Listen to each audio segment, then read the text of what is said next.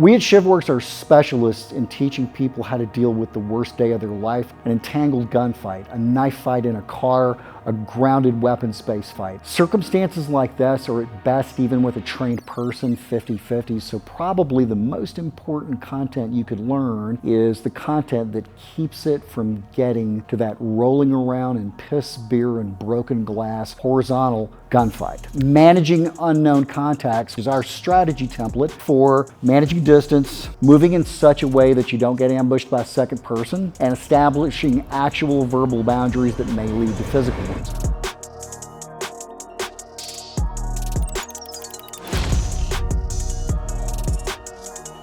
Criminal assaults go one of two ways. They are either an ambush that you don't see coming, so you're blindsided. As often as not, what we see is people do see a problem developing, but they misread this person's intentions as benign versus hostile, and they're ambushed under subterfuge or guile or artifice. There's nothing you can do about being blindsided. So let's play a game here. Brandon, right now, if this were a dark, dingy place, like a parking garage or late night gas station stop on a bad side of town, and you saw me approaching you. I'm walking towards you, you have no idea what my intentions are, you don't know what I want. How would you handle something like that? Probably try to get his attention, so say, hey man, what's up? Okay, perfect. So I'm the guy walking towards you. Let's see how that works. Hey man, what's up? Hey man, look, I need a little bit of money, bro. Can you give me a little bit of money, man? I'm a disabled vet. I'm down on my luck, man. I need a little bit of money, bro. I got nothing for you. A little bit of money. You got no money? For you. Hey, if you wouldn't mind, just just stand back. Money. So how do you feel right now about how you managed the distance? Oh, I think that was terrible. Okay, and why was it terrible? I let you get too close. Okay. I don't think I knew what I was doing. I was just trying to figure out who you were. Fair. So when you have a stranger approaching you in a place that might support a crime against a person more than another, and you say something, what are you trying to do with your words as I'm approaching you? Find out who you are and what you're doing. Does that objective support managing distance? Absolutely not. Okay, so what maybe should we do with our words? I should tell him what I want. I'd like, stop. So that is what you want your words to do. You want your words to cease my forward movement. So whatever you say should support that. So if you say things like, hey man, what's up? How you doing? What do you need? How can I help you? Essentially what you're proffering to me is an invitation. What we want to get out of the habit of, as we're socialized to do, is inviting people into conversations. What do you think conversational distance is in America? This is kind of it. It's probably closer. Probably about right here. Yeah. Okay. And this essentially represents wingspan, right? So I'm close enough to touch you, you're close enough to touch me. What are the actual implications of this tactically? So let's play again. Yeah. I want you to stand where you're at. Okay. We're gonna put our hands by our side. We're facing each other. I'm gonna try and reach up and touch your abdomen. What you have to do before I do that is touch my hand. So it's a reaction time game. Okay. I get to start first. I'm gonna do this with my right hand, and we're gonna do this 5 times. You know what's gonna happen. You know where it's coming from, and you know exactly what I'm gonna do. Based on average conversational distance, here's what I'd like to see. Is this problem manageable? And if so, how manageable is it? Just within the parameters of the game I've given. All right, you ready? Yep.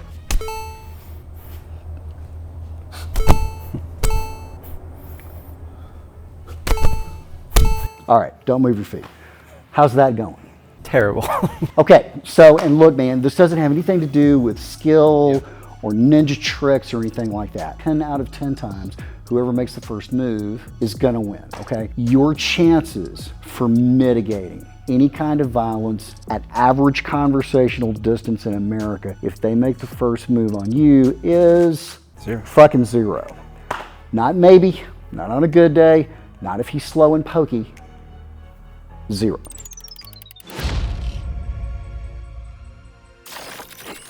So, If an invitation, more often than not, invites someone into average conversational distance, we've got to break that. We are going to establish a boundary.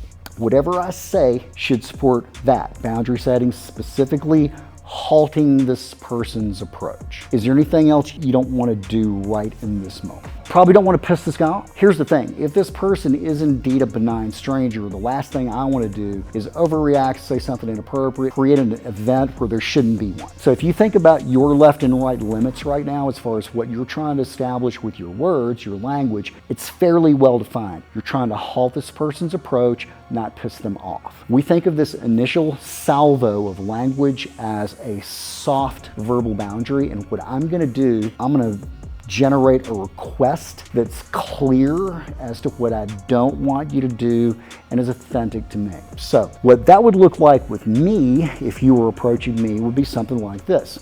Hey man, Can you hold it for a second? Okay, that worked, right? It's an ask. I was pleasant, I was cordial, I opened my face up, I gave you a little prayer thing right here, which keeps my hands close to my face. It's a request, okay, and it's a reasonable request under the circumstances, right? Now, if that worked, that may be all there is to it. I may allow myself to get into a conversation with this person, and if they need help, I may make a decision to help this person, okay? If they have a dead battery, maybe I want to help jump their car off, maybe they got jumper cables, I may elect to do that. Here's what I'm definitely not going to do. I'm not going to get into a conversation with a stranger who's approaching me. If this is going to shift from monologue to dialogue, he is going to stop first. That's an incredibly important distinction. This is how people end up right on top of you, which is ironic because we hear everybody in the tactical community says, well, I never let people get close. You know, you do that every day. That may work, okay, but what if it didn't? What if this person continued to approach after you've asked them not to? Is that a good guy or a bad guy? So here's another question. Is there any plausible reason a benign person would continue to approach you after you've asked them not to? they actually need help still, and they actually need help? Okay, so there's some kind of urgency or exigency. They've lost a kid. They've lost a pet. They've got a baby trapped in a car. They've locked their keys in there. There's a panic. They're really not listening to what you say. Okay, what other circumstances might that be? A ton, right? Okay.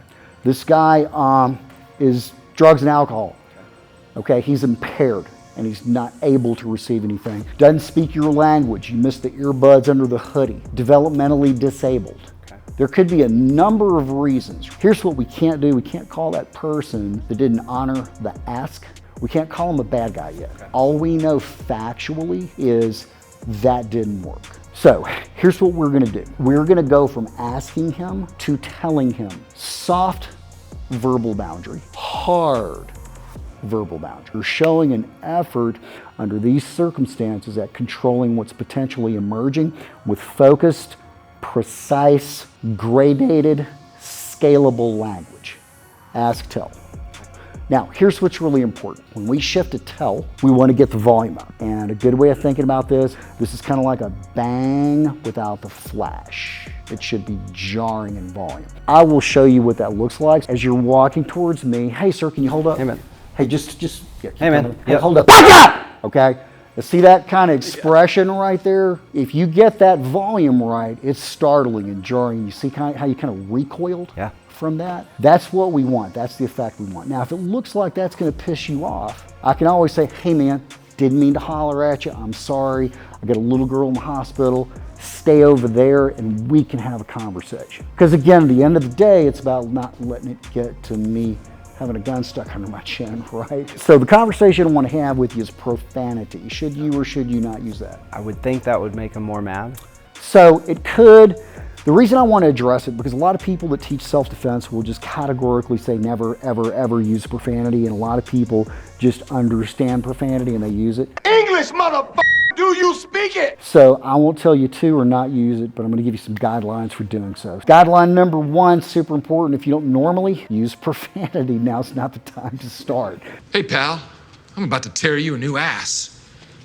You gotta do a little better than that, James. because it's going to be read as fake and weak and not authentic, so don't do that. Number two, try not to be insulting with it. Do you think there's a difference between me saying, hey man, back the fuck up, versus back up, motherfucker? Absolutely, yeah. So in the first example, fuck is like an exclamation point. It accentuates my messaging. In the second example, I've actually put the profanity on you. I've made it personal, and I'm certainly not doing anything to take the temperature off the kettle. We're not going to invite people in. We're going to establish a series of boundaries. Soft verbal boundary, ask. Hard verbal boundary, tell, bump the volume up. You might even pepper that with a little bit of profanity. What the is this? What's your profanity? Right, I'm sorry. Here's what we're going to do.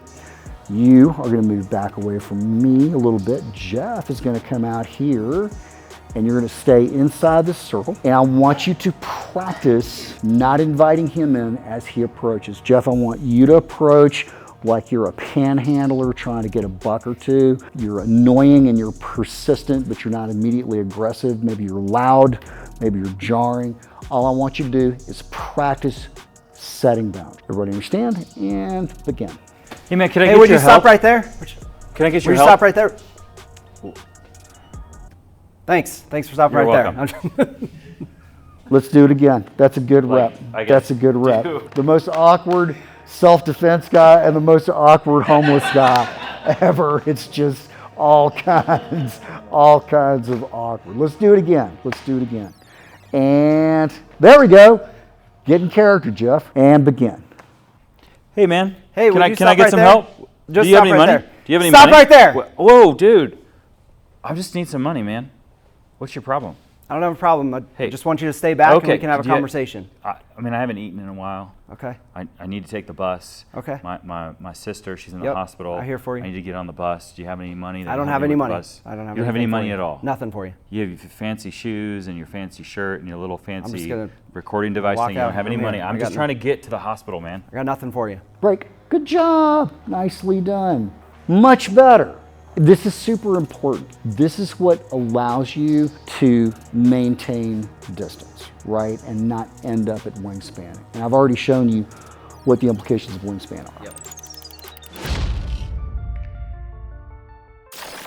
Now, there are two other things that you're actually doing right now. The first thing you're doing is as Jeff approaches you in your attempts to manage distance, what you're doing is you are arcing around him.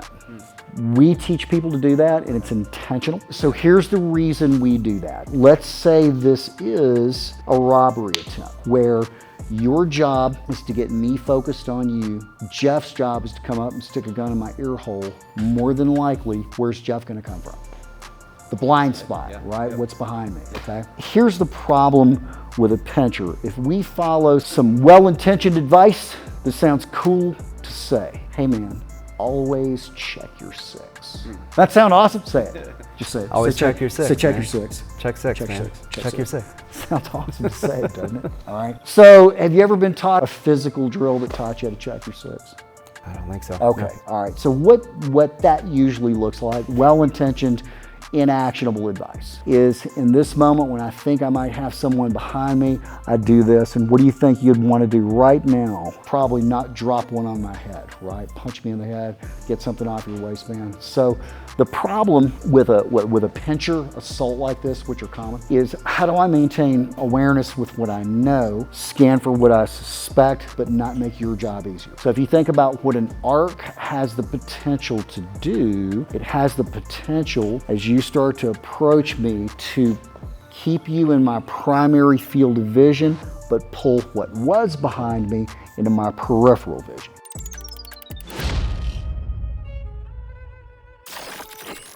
The third thing we want to look at that you're already doing is what you're doing with your hand. As someone's approaching you in a sketchy place, what do you think you should be doing with your hands? Being prepared. I mean, I'm Being prepared. Yeah, that's an excellent answer, and that's exactly what you want to do, okay? You want to be prepared, and specifically you want to have your hands up, out, and maybe active and acting as somewhat of a barrier between you and this approaching stranger. We will use the word offense to describe that idea.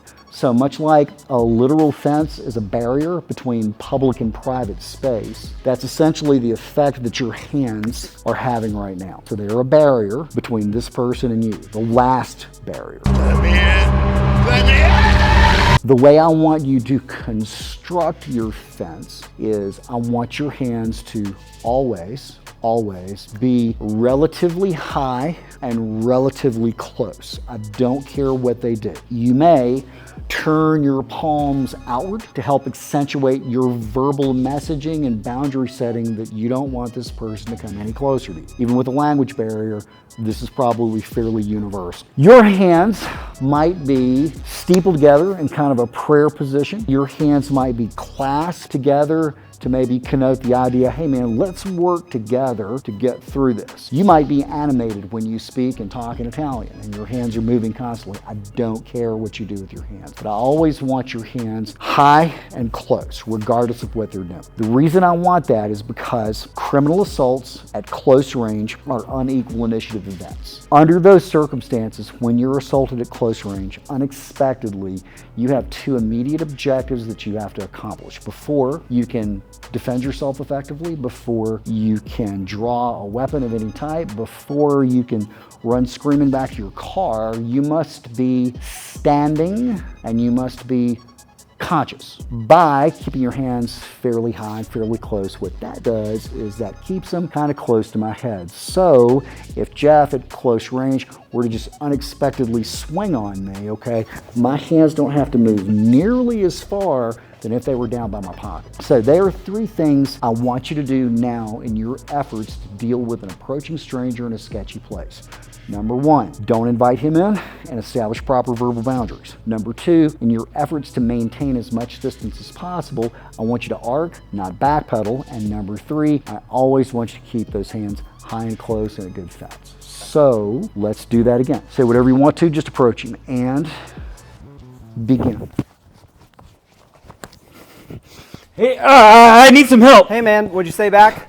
I need some Just help. stop right there. Can you help me? Stop right there. Can you help me? We can have a conversation if you stop right there.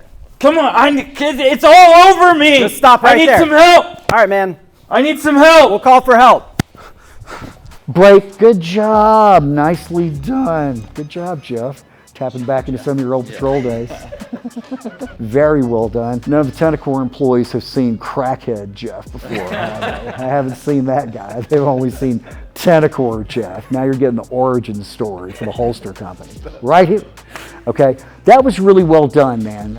So that's what we want to do. So this training that I just gave you in a fairly compressed period of time, what we call this is managing unknown contacts. And our definition of that is managing unknown contacts is the ShivWorks strategy template for establishing verbal boundaries, managing distance, and making sure that you are not getting yourself set up in a two-person ambush. You can have all the information. I could sit here and talk at you and Jeff. If you don't get some physical rehearsal for doing this, it's not going to come out. Managing unknown contacts is the most important content that we teach. If you do this correctly as a person that doesn't go around looking for trouble, this will probably solve 99.9998% of the public conflict you will ever have in your life. Does that make sense to you? Cool.